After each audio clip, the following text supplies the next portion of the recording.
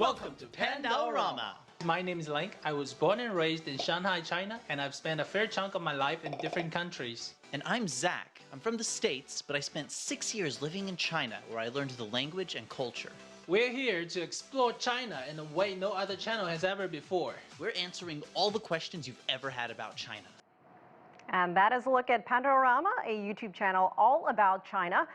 And the guys behind it happen to be our colleagues here at CGTN America, Zach Dans and Link Lin. Join us now.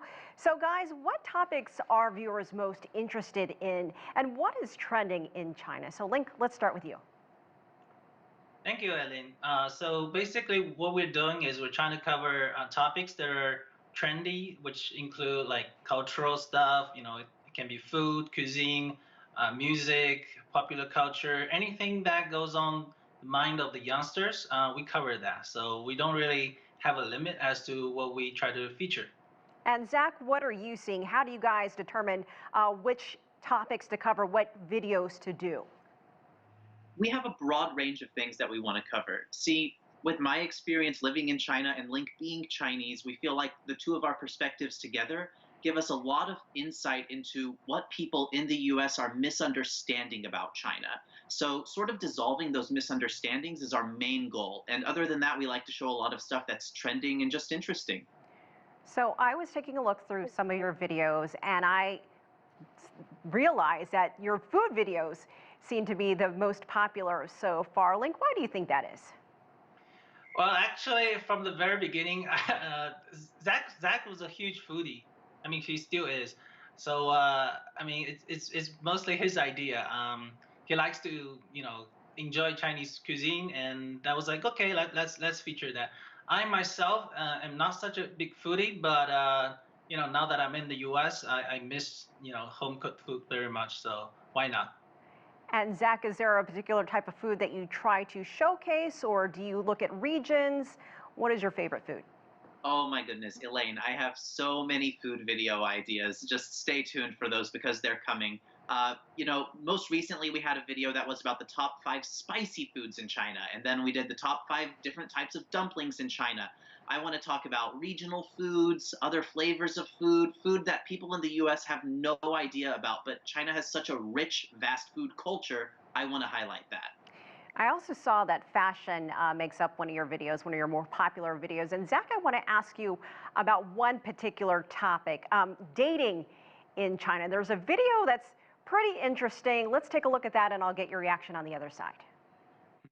So when I lived in Shanghai, I used to live in an area called People's Square. There are some wonderful parks around People's Square, and one time I was walking around and there was an incredibly interesting display of older people, all with umbrellas, and on these umbrellas they had descriptions of their children, how tall they are, what their weight is, what their monthly salary is. In fact, this is one of the most infamous parts of Shanghai dating culture, the Shanghai marriage market, where parents come and they display their children, and other parents walk around as if they're going through a store looking for a marriageable partner for their child.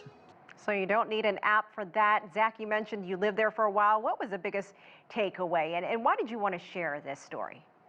Sure. Well, this story in particular I think is interesting because if you think about, as an American, what is dating like in China, you really have no concept for what it might be like. So, we're just trying to give some insights as to things that happen and things that don't happen. So we're trying to normalize, but also highlight the things that are really different. And that's a perfect example. And Link, really quickly, we have about 30 seconds left. I want to get your impressions. And of course, I'm going to put you on the spot here about your dating experience in China. Oh. Well, I started dating at a young age against the will of my mother. Because for a Chinese mom, you're not supposed to date at all when you're in school. You should postpone that.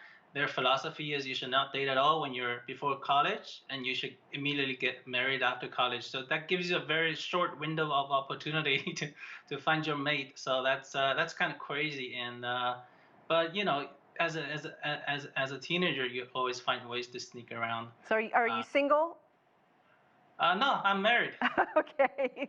Link Lin, Zach Dance, we'll have to catch up with you another time. Thank you so much for introducing us to Panorama. Thank you. Thanks for having us, Elaine.